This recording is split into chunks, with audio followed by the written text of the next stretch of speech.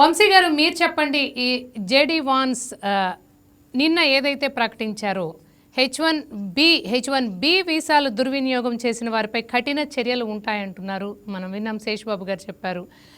అవి ఏ విధంగా ఉండబోతాయి ఇంకా క్లారిటీ లేదు అంటున్నారు. అలాగే ఒకప్పుడు హెచ్1బి వీసాల ఫీజు కూడా ఎంత ఉండేది? మహా అయితే $2,000 నుంచి $5,000 ఉండేది. అలాంటిది ఏకంగా $1,00,000 పెంచేశారు. అయినప్పటికీ వాటికి హెచ్1బి వీసాలకు ఉన్న డిమాండ్ తగ్గిందా అంటే ఖచ్చితంగా తగ్గలేదు. అప్పటికి సుమారు 3 లక్షల మంది ఏమో అప్లై చేసుకున్నారు. ఎవ్రీ ఇయర్ ఉండేది 80,000 నుంచి 85,000 వీసాలు సుమారు. అయితే అంటే దీన్ని ఎలా అర్థం చేసుకోవచ్చు? నిజంగా ట్రంప్ సర్కార్ ఖచ్చితంగా ఇండియన్స్ను గురిపెట్టింది అనుకోవచ్చా? ఇదంతా ఇండియన్స్ని టార్గెట్ చేస్తూ ఇలాంటి నిర్ణయాలు తీసుకుంటోంది అనుకోవచ్చా మనం? ఓకే, ముందుగా నాకు ఈ అవకాశాన్ని ఇచ్చిన వైకే టీవీ యాజమాన్యానికి, ప్యానెల్లో ఉన్న పెద్దలు శేషబాబు గారికి మరియు కో ప్యానలిస్ట్ సుమంత్కి నా నమస్కారం. ఇప్పుడు మీరు అడిగిన క్వశ్చన్, ఇప్పుడు మనం ఇదంతా ఎందుకు మాట్లాడుతున్నామంటే, నిన్న వ్యాన్స్ గారు స్టేట్మెంట్ ఇచ్చారు, వైస్ ప్రెసిడెంట్. మెయిన్గా ఇది H1B అనేది ఒక పాయింట్ మాత్రమే. ఆయన స్టేట్మెంట్ ఇచ్చింది H1B గురించి కాదు, మనకు సంబంధించినంత వరకు H1B కాబట్టి మనం దాని గురించి మాట్లాడుతున్నాము. ఆయన యాక్చువల్గా మాట్లాడింది మిల్వాకీలో గవర్నర్ ఎలక్షన్ జరుగుతుంది రేపు November 3న. సో బేసిక్గా ఆయన దాని గురించి అక్కడికి వెళ్ళారు. అక్కడికి వెళ్ళినప్పుడు అక్కడ ప్రజలను ఉద్దేశించి మాట్లాడాలి కాబట్టి మాట్లాడుతూ ఓవరాల్గా ఈ 2 yearsలో ఏం చేశారు అనేది చెప్పుకోవాలి కాబట్టి ఆయన దాన్ని యాక్చువల్గా ఆయన మెయిన్ దాని టాపిక్ ఏంటంటే గవర్నర్ ఎలక్షన్ మాట్లాడాలి, ఎలక్షన్ క్యాంపెయిన్ గురించి. ఆ గవర్నర్ని సపోర్ట్ చేస్తూ టామ్ టిఫనీ అనే ఆయన్ని, సో ఆయన మాట్లాడాలి కాబట్టి ఆయన ఏం చేశారు అనేది చెప్పడం గురించి ఫెడరల్ గవర్నమెంట్, అంటే ఇక్కడ సెంట్రల్ గవర్నమెంట్ అన్నమాట, ఫెడరల్ గవర్నమెంట్ ఏం చేస్తారు అనేది యాక్చువల్గా ఆయన ఫ్రాడ్ ఎంత జరుగుతుంది అనేది ప్రజలకు చెప్పాలని ఆయన అనుకున్నారు. సో అందుట్లో ఏమేమి ఫ్రాడ్ జరుగుతుంటే మెయిన్ గా ఆయన ఫోకస్ చేసింది హెల్త్ కేర్ ఫ్రాడ్ జరుగుతుంది. సో హెల్త్ కేర్ ఫ్రాడ్ గురించి చెప్పారు. తర్వాత నెక్స్ట్ చెప్పింది H1B ఫ్రాడ్. ఆయన మెయిన్ ఫోకస్ చేసింది సెకండ్ పాయింట్ లో H1B ఫ్రాడ్ ఫోకస్ చేశారు.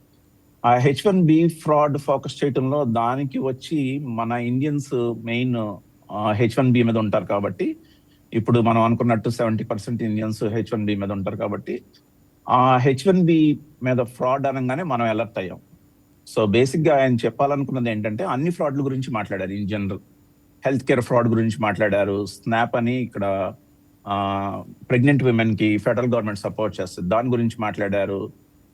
ఆయన స్కిన్ గ్రాఫ్టింగ్ గురించి చాలా $25 billion ఫ్రాడ్ జరిగింది, దాని గురించి మాట్లాడారు. చాలా రకరకాల టాపిక్స్ గురించి మాట్లాడారు. కానీ మెయిన్ గా మనకు వచ్చేసరికి H1B జరిగింది కాబట్టి, టాపిక్ వచ్చింది కాబట్టి మనం దాని గురించి మాట్లాడుతున్నాము. ఎస్, ఫ్రాడ్ అనేది జరుగుతుంది H1Bలో, అది అందరికీ తెలిసిన విషయమే, ఓపెన్ సీక్రెట్. కానీ H1B పెట్టిన ఉద్దేశం మంచి ఉద్దేశంతో పెట్టారు.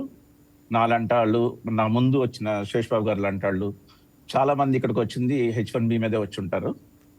సో చాలా మందికి ఈ కంట్రీ చాలా మందికి ఉపయోగపడింది. H1B ద్వారా వచ్చారు, ఇక్కడ సెటిల్ అయ్యారు. ఇక్కడ ఉన్నప్పుడు మనం ఒక కంట్రీకి వచ్చినప్పుడు ఆ కంట్రీని మనకి ఆ లా ఆఫ్ ద ల్యాండ్ ని రెస్పెక్ట్ చేయటం అనేది మనం నేర్చుకోవాలి.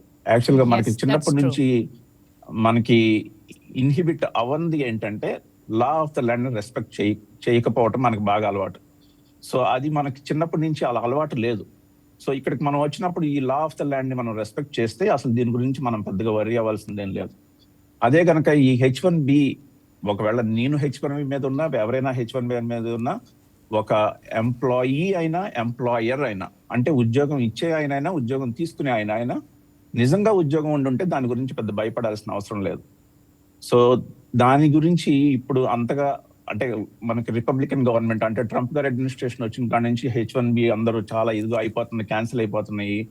H1Bలు ఇవ్వటం లేదు, H1Bలు చాలా ఎక్కువ ఫీజు పెట్టేశారు అంటారు. కానీ నిజంగా ఒక ఉద్యోగస్తుడు కావాలి అని ఒక కంపెనీ అనుకున్నప్పుడు, తనలో సత్తా ఉన్నప్పుడు, ఎస్ డెఫినెట్ గా స్ట్రిక్ట్ చేశారు, టైట్ చేశారు. కానీ ఒక ఉద్యోగస్తుడు కావాలి అని ఆ కంపెనీ అనుకున్నప్పుడు, ఒక ఉద్యోగం ఇవ్వాలనుకున్న కంపెనీ అనుకున్నప్పుడు, కానీ ఒక ఉద్యోగం చేసే వ్యక్తి, అంటే ఒక ఎంప్లాయీ కానీ ఆ సత్తా ఉన్నప్పుడు H1B అనేది పెద్ద సమస్య ఏమి కాదు. ఈ సమస్యల్లో ఎక్కడ వస్తుందంటే పెద్దగా నాలెడ్జ్ లేని వాళ్ళు, పెద్దగా సత్తా లేని వాళ్ళు వచ్చినప్పుడే అట్లాంటి విషయాలన్నీ వస్తాయి అన్నమాట. సో బేసిక్గా ఇప్పుడు మనం జేడీ వ్యాన్స్ గారు చూసుకుంటే ఎప్పుడో ఒక 5 ఏళ్ల తర్వాత చేయబోయేది ఇప్పుడు చెప్పరు వాళ్ళు. ఆల్మోస్ట్ అంతా పకడ్బందీగా ఉంది కాబట్టే వాళ్ళకి చాలా ఇన్వెస్టిగేషన్స్ లో చాలా కంపెనీస్ ఫ్రాడ్ చేస్తున్నాయని తెలుసు కాబట్టే వాళ్ళ దగ్గర ఇన్ఫర్మేషన్ డేటా అంతా ఉంది కాబట్టే ఆయన అంత బయటకు వచ్చి ఓపెన్ గా స్టేట్మెంట్ ఇచ్చారు. సో దానివల్ల 2 ఉపయోగాలు ఆయనకి. ఒకటి, ఎలక్షన్ క్యాంపెయిన్ కి ఉపయోగించుకోవచ్చు అది, ప్లస్ ప్రజల ముందు ఆ క్వశ్చన్ పెట్టారు, ఇది మీరు ఫ్రాడ్స్టర్స్ ని సపోర్ట్ చేస్తారా, నాన్ ఫ్రాడ్స్టర్స్, మేము ఫ్రాడ్ ని ఇది చేయాలనుకుంటున్నాము, ఎరాడికేట్ చేయాలనుకుంటున్నాము, లేకపోతే తగ్గించాలనుకుంటున్నాము, సో మీరు మమ్మల్ని సపోర్ట్ చేస్తారని ఒక క్వశ్చన్ పెట్టారు. ఇంకొకటి ఏంటంటే, మేము లోకల్ అమెరికన్స్ కి, అంటే ఇక్కడ గ్రీన్ కార్డ్ మీద ఉన్న వాళ్ళకి కానీ, ఇక్కడ సిటిజన్స్ మీద ఉన్న వాళ్ళకి కానీ మేము ఎంప్లాయ్మెంట్ ఇవ్వాలనుకుంటున్నాము. మేము నాన్ యుఎస్ సిటిజన్స్ బయట నుంచి స్టఫ్ లేని వాళ్ళు వస్తే గనక మేము దాన్ని అంగీకరించము. ఏదో మాయమాటలు చెప్పో పేపర్లు మ్యాజిక్ చేసో తీసుకొస్తే గనక మేము దాన్ని సపోర్ట్ చేయము అని తేటతెల్లంగా ఆయన చెప్పగలిగారు.